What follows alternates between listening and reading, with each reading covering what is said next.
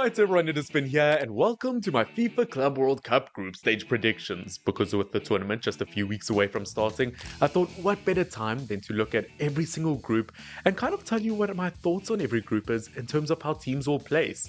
Now of course, before we do jump into the predictions, I would like to say, much like Manchester United with my heart this season, my ring light is broken, so I do have a lamp going directly into my face at the moment. Well, it's a bit becoming emotional now. So I am sorry if things don't look the way that they do normally.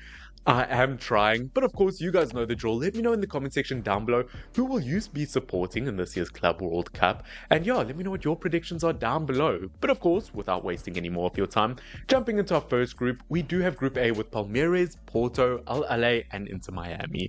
Now I would like to apologize for absolutely everyone, or to absolutely everyone, for my previous prediction, where I really did give Inter Miami a lot of praise. At the time they were performing really well.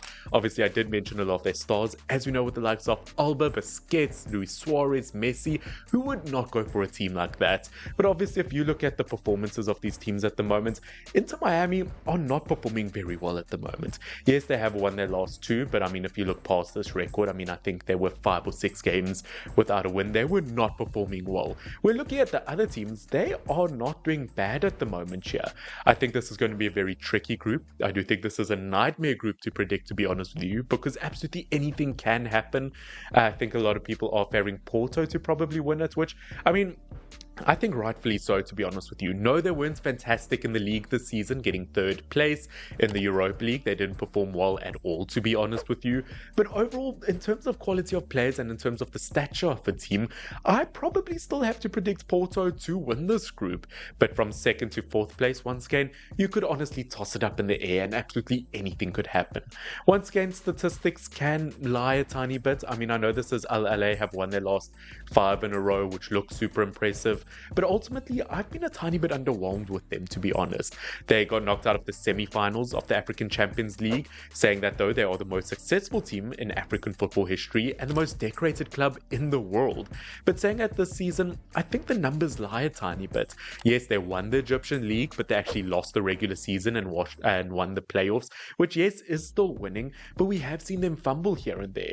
Looking at Palmeiras, on the other hand, though, I think they've been impressive. They are currently at the top of the Brazilian league. That's fine. I want to hurt myself, yeah.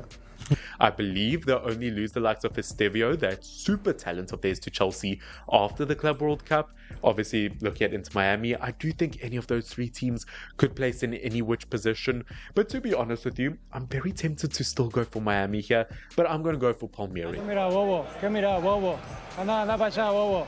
Once again, they haven't disappointed me and they have proven a point, so once again, maybe let me put my trust in them, to be honest. I do think the likes of Miami, I'm going to anger a lot of fans here, but I will put them 3rd and Al Ahly in 4th. Once again, kind of going back to my previous prediction video, I got absolutely attacked after that one by Al Ahly fans and Palmeiras fans. If I do put Inter Miami over you, it is not me saying that they are a better side, but I have seen Al Ahly kind of flop here and there, fumble here and there, and to be honest with you, I just think that they will get unlucky. I think there will be luck as an element here. But now, jumping into our second group, we've got PSG, Atletico Madrid, Botafogo, and Seattle Sounders. Now, looking at PSG, they are the current Champions League winners. They've just won it for the first time in their history. Once again, they had a phenomenal season, winning the treble as well. You all laughed at me. Well, I have to say, you're not laughing now, are you? I'm going to put them at the top here. It should be a no-brainer. Looking at Atletico Madrid, once again, people putting them in contention. They were looking really good this La Liga season. Yes, maybe they kind of fell out of the race a bit earlier than they would have liked to, but they still had a very decent year. I think the addition to Alvarez to their squad has been absolutely fantastic. The same goes for Sørloth.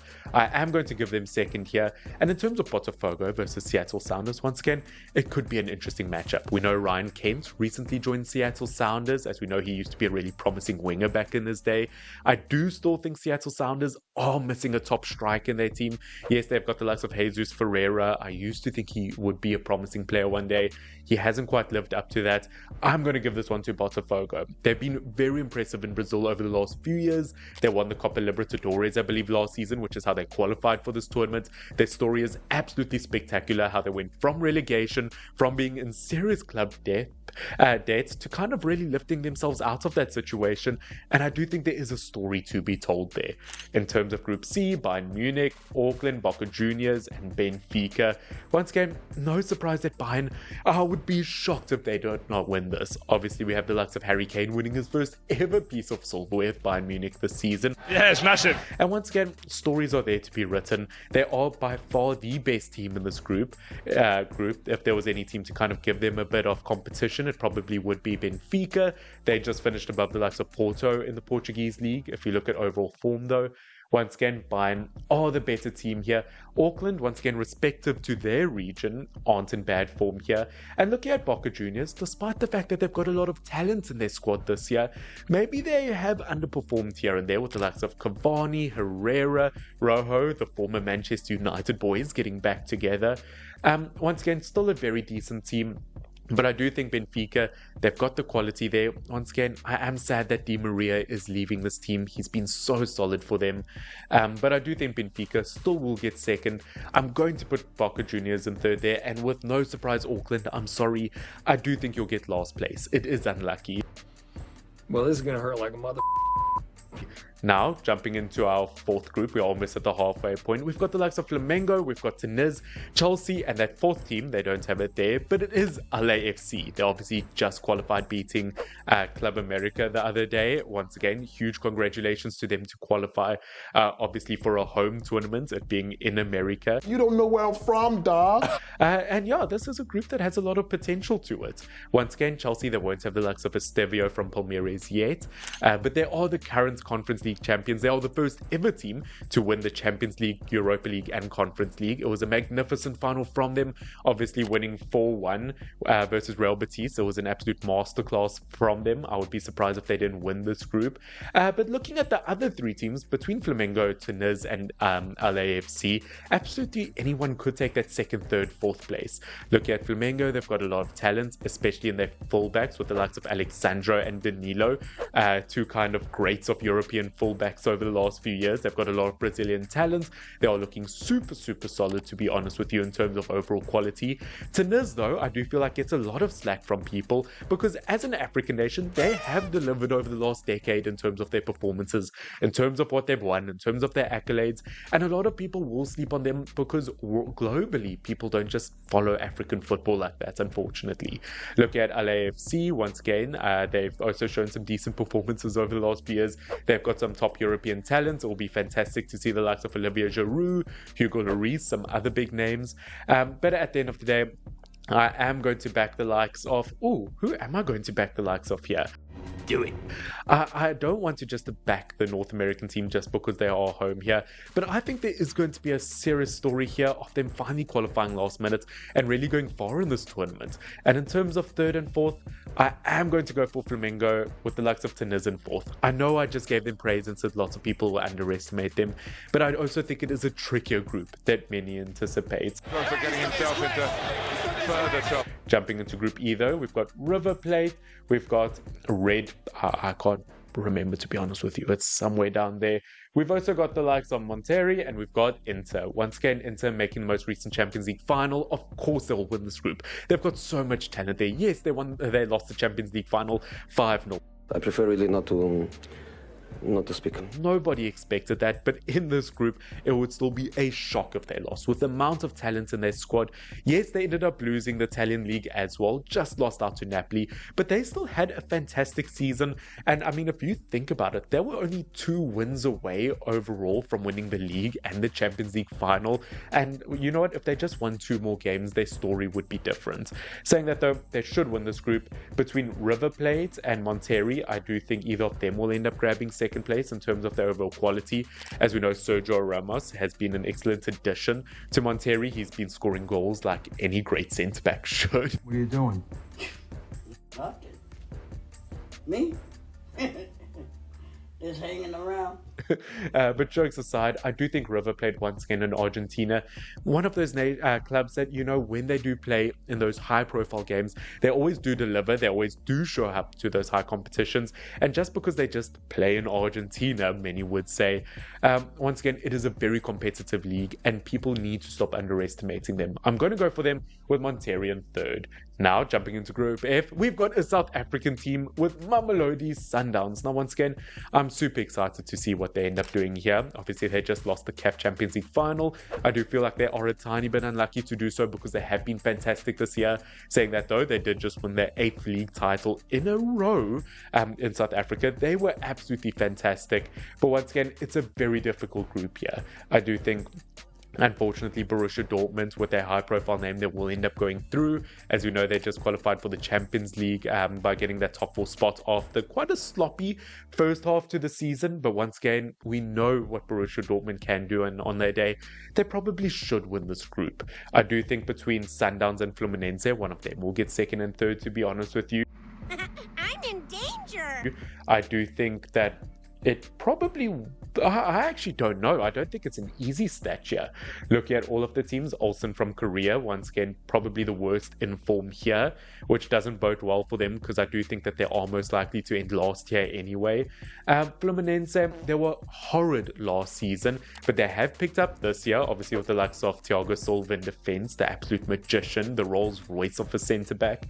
I'm going to go for a bit of a shock result here. People are going to call me biased here, but with the year that Mamelodi Sundowns had, making it to a CAF Champs final, I'm going to put them in second here, and I'm going to put Fluminense in third place. Once again, I'm going to get criticized here, but I honestly think Sundowns have a chance.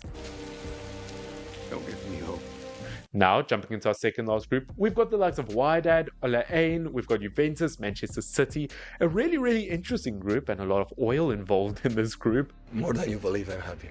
But at the end of the day, although, yes, Manchester City had a horror season compared to their normal standards, I still do think that they should end up taking this one.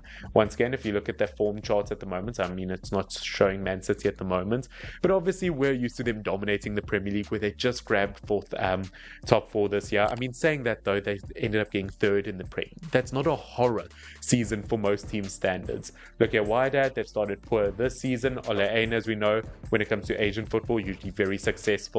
But once again, I'm not going to beat around the bush too much. I am going to give Juventus second place here. And in terms of these two teams, I'm sorry, Wydad, I do think Al Ain, they've got a certain prestige about them when it comes to big tournaments that once again maybe globally isn't recognized as much as it should be. But of course, we jump into our final group with Real Madrid. As we know, Al Hilal, we've got Pachuca, and we've got RB Salzburg. Now, what an interesting group this is. Really a lot of kind of diversity, if you want to put that into a group in terms of region-wise. Once again, there should be no surprise here. Real Madrid should 100% win this group. You're joking. Not another one? Oh, for God's sake, I can't honestly. But this would be a good way for kind of Real Madrid to kind of display what Trent Alexander-Arnold can do. Obviously, he'll be introduced to this team. They didn't have their best ever La Liga season, kind of losing too many games where they really shouldn't have, especially versus Barcelona. But at the end of the day, this is definitely a winnable group for them. And I think they'll just end up beating the Asian champions with Al Hilal. Once again, maybe there is a surprise in there. Maybe Al Hilal, maybe in terms of goal difference versus Pachuca and RB Salzburg, could surprise you and end up taking that result. I think that'll be super entertaining to watch. But once again, so much quality in their team. I'm really hoping Al Hilal don't have Bruno Fernandes like they've been linked to him over the last few months. No! In this tournament, it would absolutely break my heart. But I do think Al Hilal will get second place here. Pachuca, as we know, the owner of Pachuca, that is why that other team did end up getting dropped out, that other Mexican team, unfortunately, due to dual ownership. The likes of Leon, where James Rodriguez used to play for. Once again, they've also earned their right to be here, but we know RB Salzburg, a team that often plays in Champions League football. They are a team that can produce such quality in terms of youth. I'm going to go for them with Pachuca in final final place. And you know what, ladies and gentlemen, that is it for today's video. I could predict the rest of the knockouts as well, I believe. But you know what, if you do want me to do so, as you can see, I've got the groups right here. I will save it. Leave a like down below and also comment that you do want a part 2 for the rest of my predictions. But guys, you know the drill. Let me know in the comment section down below which team you'll be supporting, which predictions you think I got wrong, which I'm sure a lot of you will be doing so. But I am tremendously excited for this competition, not just because there's a South African here. I know a lot of European supporters aren't necessarily excited for this. They might think it might be a tiny bit boring. They might not see a lot of value in this competition itself, which I have heard. But I do think this is very exciting for those nations that maybe they don't always compete in top European competitions and the ones that get all the global views. As I said, Mamelodi Sundowns, to play against a team like Borussia Dortmund, teams like that, it can be very exciting. Guys, I'm so super excited for it. Please do leave a like. Please do subscribe down below if you're not subscribed. We're on the road to, gosh, I don't even know. We just hit 20,000. Let's say 30,000 by the end of the competition. And guys, I'll see you all very, very soon. FYNN. Cheers.